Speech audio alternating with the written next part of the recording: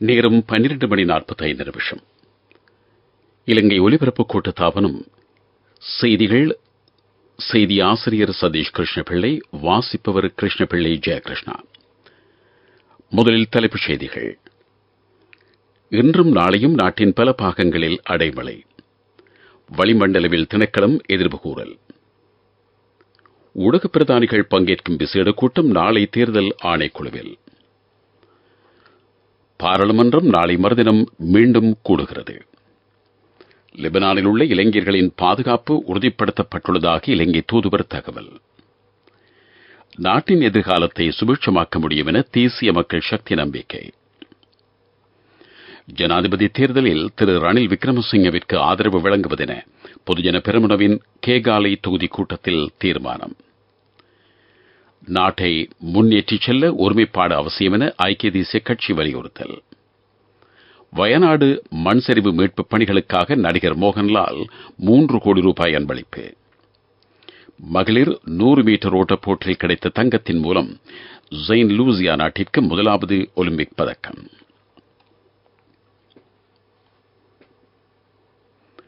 இன்றும் நாளையும் ஊபா மற்றும் கிழக்கு மாகாணங்களில் 50 மில்லிமீட்டரை தாண்டிய மழைவீழ்ச்சி பதிவாகலாம் என வளிமண்டலவில் திணைக்களத்தின் விஞ்ஞானி பபூதினி கருணாபால எமது நிலையத்திற்கு அறிவித்திருக்கிறார். புத்தளத்திலிருந்து கொழும்பு கூடாக காலி வரையிலான கரையோரத்திற்கு அப்பால் உள்ள கடற்பரப்பில் ஆங்காங்கே மழை பெய்யலாம். காங்கேசன்துறையிலிருந்து மன்னாரூடாக புத்தளம் வரையிலும், ஹம்பாந்தோட்டையிலிருந்து புத்தளம் வரையிலுமான கரையோரத்திற்கு அப்பால் உள்ள கடற்பரப்பில் மணிக்கு 50 கிலோமீட்டர் வேகத்தில் காற்றும் வீசலாம். இந்த கடற்பரப்பு கொந்தளிப்பானதாக மாறக்கூடும் என காலநிலை விஞ்ஞானி பபூதினி கருணாபால மேலும் குறிப்பிட்டார். மழைவீழ்ச்சி பற்றிய மேலதிக தகவல்களை எமது செய்திகளின் கடைசி அம்சமாக ஒலிபரப்பாகும் வானிலை அறிக்கையில் நீங்கள் அறிந்து கொள்ளலாம்.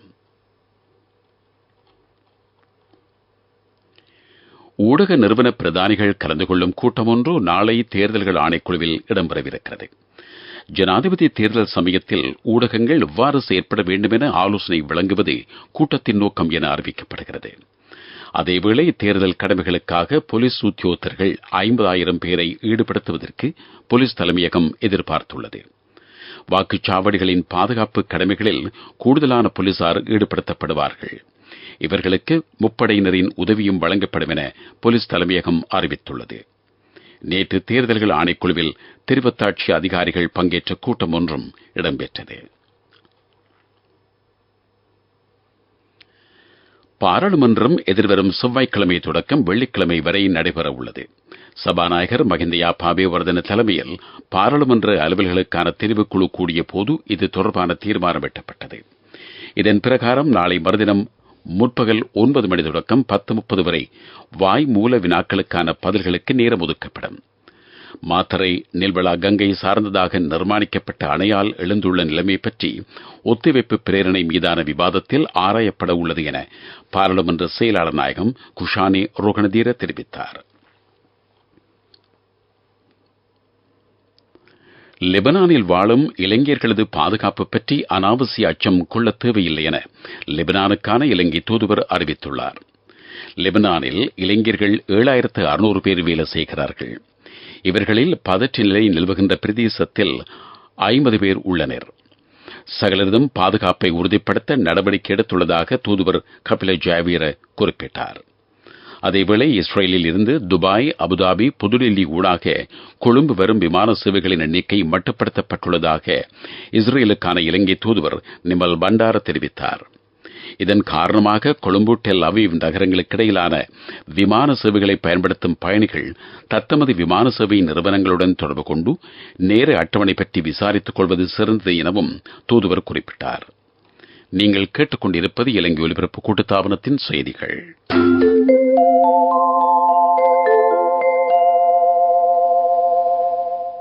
இரண்ட யுகத்தை கடந்த காலத்திற்கு ஒப்படைப்பதற்கு நாட்டிற்கு வளமான எதிர்காலத்தை கட்டியெழுப்ப முடியும் என தேசிய மக்கள் சக்தி தெரிவித்துள்ளது.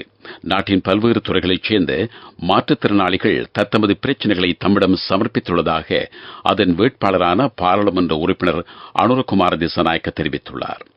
மாற்றுத்திறனாளிகளுக்காக தேசிய மக்கள் சக்தி வரைந்த தேசிய கொள்கை மற்றும் வேலை திட்டத்தை அறிமுகப்படுத்தும் நிகழ்ச்சியில் கலந்து கொண்டு திரு அனுரகுமார திசாநாயக்க உரையாற்றினார். தேசிய மக்கள் சக்தி மீது மக்கள் வைத்திருக்கும் நம்பிக்கைக்கு ஊறு விளைய இடமளிக்கப் போவதில்லை எனவும் அவர் வலியுறுத்தினார்.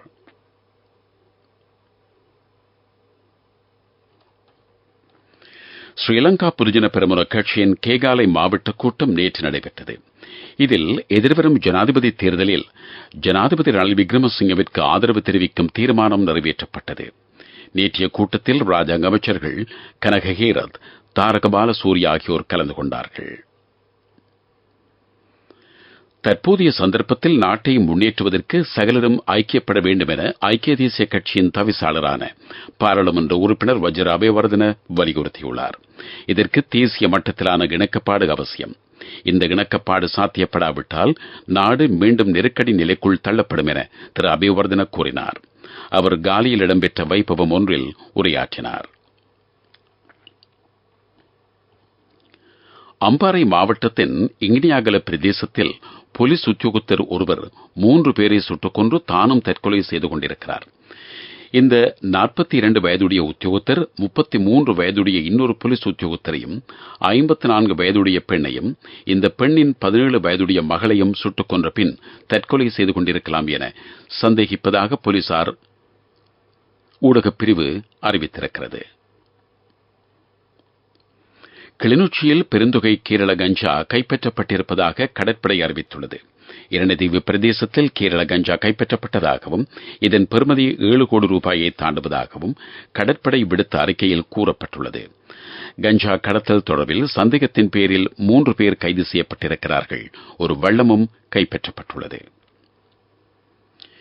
இலங்கையின் கடற்பரப்பில் அத்துமீறி நுழைந்து கடற்தொழில் நடவடிக்கைகளில் ஈடுபட்டதாக சந்தேகிக்கப்படும் இந்திய மீனவர்கள் 4 பேர் கைது செய்யப்பட்டுள்ளார்கள்.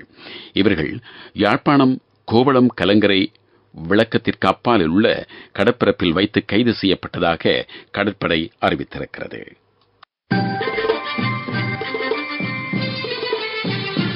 பிரதான செய்தி வழங்குவோர் ஒவ்வொரு வீட்டிலும் இருக்க வேண்டிய வீட்டு வைத்தியர் சித்தாலேப. இலங்கைக்கான கடன் வசதிகள் பற்றிய 3வது பரிசீலனை ஜனாதிபதி தேர்தலை அடுத்து நடைபெறும் என சர்வதேச நாணய நிதியம் அறிவித்துள்ளது. இந்த நிதியத்தின் தூதுக்குழு இலங்கைக்கு மேற்கொண்ட விஜயம் நேற்று பூர்த்தியானது. பீட்டர் ப்ரூவர் தலைமையிலான தூதுக்குழுவினர் கடந்த மாதம் 25ஆம் தேதி இலங்கை வந்திருந்தார்கள். இலங்கை அமுலாக்கிய பொருளாதார மறுசீரமைப்பு வேலை திட்டத்தின் பெறுபேறுகள் தற்பொழுது கிடைத்து வருவதாக பீட்டர் ப்ரூவர் தெரிவித்தார். பணவீக்கம் கட்டுப்பாட்டில் உள்ளதையும் உள்நாட்டு வட்டி வீதம் குறைந்துள்ளதையும் அரசு வருமானம் மேம்பட்டுள்ளதையும் அவர் சுட்டிக்காட்டினார்.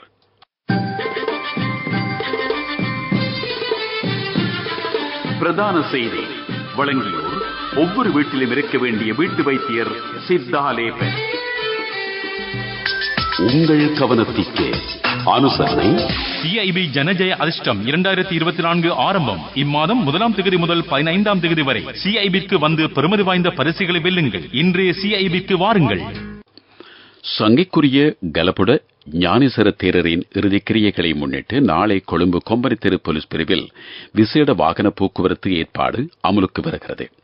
இதன் பிரகாரம் பிற்பகல் 2 மணி முதல் இரவு 8 மணி வரை ஜேம்ஸ் பீரிஸ் மாவட்ட சந்தையில் இருந்து தர்மபால மாவட்டத்திற்குள் வாகனங்கள் பிரவேசிப்பது மட்டுப்படுத்தப்படும். பிரகர சந்தையில் இருந்து கொம்பனி தெரு வீதி நோக்கி வாகனங்கள் பயணிக்க அனுமதிக்கப்பட மாட்டாது. முத்தையா வீதியில் இருந்து கொம்பனி வீதி சந்தையின் திசையில் மாத்திரம் ஜேம்ஸ் பீரிஸ் மாவட்டத்தில் வாகனங்கள் பிரவேசிக்க அனுமதிக்கப்படும் என போலீஸ் தலைமையகம் அறிவித்துள்ளது. சிஐபி ஜனஜய அதிர்ஷ்டம் 2024 ஆரம்பம். இம்மாதம் 1ஆம் தேதி முதல் 15ஆம் தேதி வரை சிஐபிக்கு வந்து பெருமதி வாய்ந்த பரிசுகளை வெல்லுங்கள். இன்றைய சிஐபிக்கு வாருங்கள். உலகச் செய்திகள். வெனிசுவேலா ஜனாதிபதி தேர்தல் பெறுபேறுகளை ஆட்சேபித்து முன்னெடுக்கப்படும் வீதி ஆர்ப்பாட்டங்களில் எதிர்க்கட்சித் தலைவி மரியா கொரினா மசடோவும் இணைந்திருக்கிறார். நேற்று நாட்டின் பல பாகங்களிலும் ஆர்ப்பாட்டங்கள் இடம்பெற்றன. போலீஸ் பிடிவுராந்துக்கு அஞ்சாமல் மரியாவும் ஆர்ப்பாட்டங்களில் பங்கேற்றதாக சர்வதேச ஊடகங்கள் அறிவித்துள்ளன. ஜனாதிபதி தேர்தலில் நிக்கலஸ் மதுரோ வெற்றி பெற்றதாக வெனிசுவேலாவின் தேர்தல்கள் ஆணைக்குழு அறிவித்திருந்தது. ஆனால் அந்த நாட்டின் எதிர்க்கட்சி ஆதரவாளர்கள் தமது வேட்பாளரை வெற்றி பெற்றதாக கூறுகிறார்கள். பங்களாதேஷில் நீடித்து வரும் ஆர்ப்பாட்ட வன்முறைகளின் விளைவால் கடந்த மாதம் குறைந்தபட்சம் 31 பிள்ளைகள் பலியாகியுள்ளதாக ஐக்கிய நாடுகளின் சிறுவர்களுக்கான அமைப்பு அறிவித்துள்ளது. இந்த பிள்ளைகளில் ஆர்ப்பாட்டங்கள் நடந்த சமயம் வேடிக்கை பார்த்துக் கொண்டிருந்தவர்களின் எண்ணிக்கை அதிகம் என யுனிசெஃப் அமைப்பின் பேச்சாளர் அறிவித்திருக்கிறார். பங்களாதேஷில் அரச பதவிகளுக்கான கோட்டா முறையை ஆட்சேபித்து மாணவர்கள் ஆர்ப்பாட்டம் செய்து வருகிறார்கள். கேரள மாநிலத்தின் வயநாடு பிரதேசத்தில் முன்னெடுக்கப்படும் மீட்பு நிவாரண புனர்வாழ்வு பணிகளுக்காக பிரபல திரை நட்சத்திரம் மோகன்லால் நிதியுதவி செய்ய முன்வந்திருக்கிறார். அவர் இந்திய நாணய மதிப்பின்படி 3 கோடி ரூபாயை வழங்கப் போவதாக உறுதியளித்துள்ளார். இவ்வாறு இந்திய ஊடகங்கள் செய்தி வெளியிட்டிருக்கின்றன. நடிகர் மோகன்லால் இந்திய கடற்படையில் லெப்டினன்ட் கர்னல் தரத்திலான ராணுவ மேலதிகாரியாகவும் திகழ்கிறார். அவர் நேற்று சீருடை அணிந்து வயநாடு பிரதேசத்திற்கு விஜயம் செய்து நிவாரணப் பணிகளையும் பார்வையிட்டார். அபிவிருத்தி செய்திகள். இலங்கைக்கு $10 கோடி கொள்கை அடிப்படையிலான கடன் வசதியை பெற்றுக் கொடுக்க ஆசிய அபிவிருத்தி வங்கி அங்கீகாரம் அளித்துள்ளது. இலங்கையின் மின்வலு உற்பத்தி துறை சார்ந்த நிதி ஸ்திரத்தன்மையை வலுப்படுத்துவது கடன் வசதியின் நோக்கம் என ஆசிய அபிவிருத்தி வங்கியின் இலங்கைக்கான பணிப்பாளர் தகிபியூமே கட்டோனா தெரிவித்திருக்கிறார். இதற்குரிய உடன்படிக்கை விரைவில் கைச்சாத்திடப்படும் எனவும் அவர் கூறினார். விளையாட்டுச் செய்திகள். பாரிஸ் ஒலிம்பிக் பதக்கப்பட்டியலில் ஆக கூடுதலான தங்கப் பதக்கங்களோடு சீனா முதலிடத்தில் உள்ளது. சீனா 16 தங்கம், 12 வெள்ளி, 9 வெண்கலம் அடங்கலாக 37 பதக்கங்களை வென்றிருக்கிறது. அமெரிக்கா 14 தங்கம், 24 வெள்ளி, 23 வெண்கலம் அடங்கலாக 61 பதக்கங்களோடு இரண்டாவது இடத்தில் உள்ளது. பிரான்ஸ் 12 தங்கம், 15 வெள்ளி, 41 வெண்கலம் அடங்கலாக 41 பதக்கங்களுடன் மூன்றாவது இடத்தை பிடித்துள்ளது. 2024 பாரிஸ் ஒலிம்பிக்கின் 100 மீட்டர் ஓட்டப் போட்டியில் செயின்ட் லூசியாவைச் சேர்ந்த ஜூலியன் அல்ஃபிரட் தங்கப்பதக்கம் வென்றிருக்கிறார். இந்த நாட்டின் சார்பில் முதலாவது ஒலிம்பிக் பதக்கம் வெல்லும் வீராங்கனை என்ற பெருமை ஜூலியன் அல்ஃபிரடிற்கு கிடைக்கிறது. இவர் குறித்த தூரத்தை 10.72 செகண்ட்களில் ஓடி கடந்திருக்கிறார். இந்த போட்டியில் பிரிட்டனுக்கு வெள்ளிப் பதக்கமும் அமெரிக்காவிற்கு வெண்கலப் பதக்கமும் கிடைத்திருக்கின்றன. வர்த்தக செய்தி. அனுசரணை. பட்டதாரியாகும் போது, திருமணத்தின் போது, குழந்தை பிறப்பின் போது மற்றும் 25வது திருமண ஆண்டு நிறைவின் போது 50,000 ரூபாய் வரை விசேட அனுகூலங்கள். மாதாந்தம் 12,500 ரூபாய் வீதம் சேமித்திடும் ஸ்ரீ சேவிங்ஸ் சாம்பியன்களுக்கு மேலும் பணப்பரிசுகள். ஆப்பிள் நிறுவனத்தின் அடுத்த தயாரிப்பாக வெளிவரவுள்ள ஐபோன் 16க்கு முன்னதாக ஐபோன் 17 பற்றிய தகவல்கள் கசிந்திருக்கின்றன. இந்த திறன்பேசி புதிய அம்சங்களை கொண்டதாக திகழும் என ஊடகங்கள் செய்தி வெளியிட்டிருக்கின்றன. ஐபோன் 17 ரகத்தைச் சேர்ந்த 4 திறன்பேசிகள் வெளியிடப்படும் எனவும் இவற்றின் கேமராக்கள் மிகவும் துல்லியமானதாக இருக்கும் எனவும் தொழில்நுட்ப செய்திகள் தொடர்பான இணையதளம் ஒன்று நேற்று அறிவித்துள்ளது. பட்டதாரியாகும் போது, திருமணத்தின் போது, குழந்தை பிறப்பின் போது மற்றும் 25வது திருமண ஆண்டு நிறைவின் போது 50,000 ரூபாய் வரை விசேட அனுகூலங்கள். மாதாந்தம் 12,500 ரூபாய் வீதம் சேமித்திடும் ஸ்ரீ சேவிங்ஸ் சாம்பியன்களுக்கு மேலும் பணப்பரிசுகள். பொருளாதார செய்திகள். இலங்கை ஏற்றுமதி அபிவிருத்தி சபை ஏற்பாடு செய்யும் 2023-2024 ஆண்டுகளுக்கு அமைய ஜனாதிபதி ஏற்றுமதி விருது விழாவிற்கான விண்ணப்பங்கள் கோரப்படுகின்றன. இந்த விழா எதிர்வரும் நவம்பர் மாதம் கொழும்பு பண்டார்நாயக்க ஞாபகார்த்த சர்வதேச மாநாட்டு மண்டபத்தில் நடைபெற இருக்கிறது. இது நாட்டின் ஏற்றுமதி துறைக்கும் பொருளாதாரத்திற்கும் பங்களிப்பு நல்கக்கூடிய ஏற்றுமதியாளர்களுக்கான சிறந்த அங்கீகாரமாக கருதப்படுகிறது. காலநிலை அறிக்கை.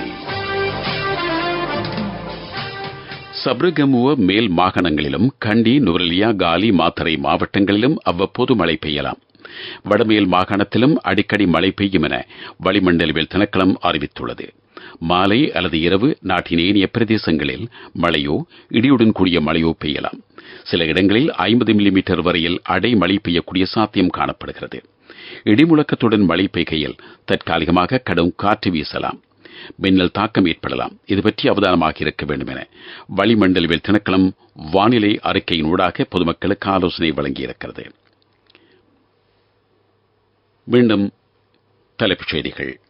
இன்றும் நாளையும் நாட்டின் பல பாகங்களில் அடைமழை, வளிமண்டலவியல் திணைக்களம் எதிர்ப்பு கூறல். ஊடக பிரதானிகள் பங்கேற்கும் விசேட கூட்டம் நாளை தேர்தல் ஆணைக்குழுவில். பாராளுமன்றம் நாளை மறுதினம் மீண்டும் கூடுகிறது. லெபனானில் உள்ள இளைஞர்களின் பாதுகாப்பு உறுதிப்படுத்தப்பட்டுள்ளதாக இலங்கை தூதுவர் தகவல். நாட்டின் எதிர்காலத்தை சுபீட்சமாக்க முடியும் என தேசிய மக்கள் சக்தி நம்பிக்கை.